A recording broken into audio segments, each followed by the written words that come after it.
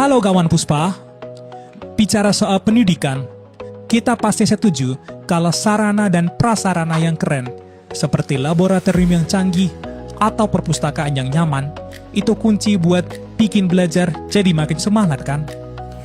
Tapi tahu nggak sih, pemerintah punya insentif buat lembaga pendidikan dan penelitian lewat aturan pajak, sesuai dengan semangat Ki Hajar Dewantara. Aturan ini hadir untuk mendukung operasional sekolah dan kampus kita. Penasaran? Yuk, kita bahas di video bersajak. Belajar santai tentang pajak.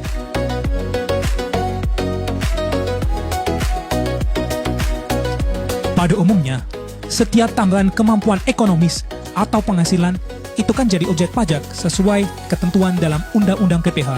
Tapi, dalam pasal 4 ayat 3 UU PPh, ada yang dikecualikan dari objek pajak.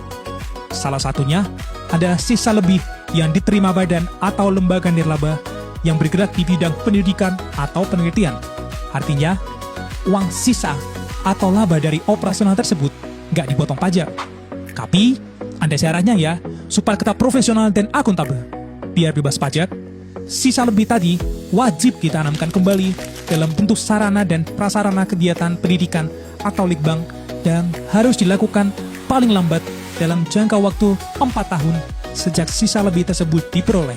Selain itu, lembaganya juga harus sudah terdaftar di instansi yang membidanginya.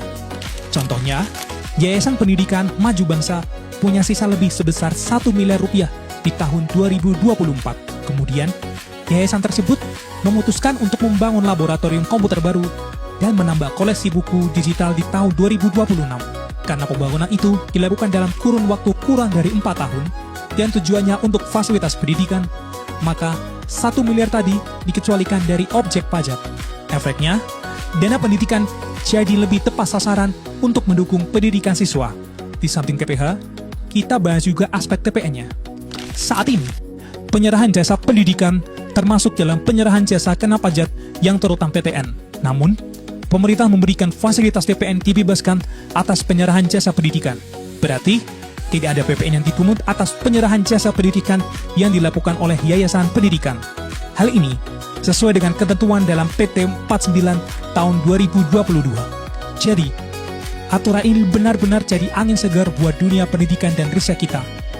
Pemerintah ingin memastikan bahwa dana yang ada bisa maksimal buat bangun fasilitas pendidikan sekolah, laboratorium, dan fasilitas riset demi masa depan bangsa.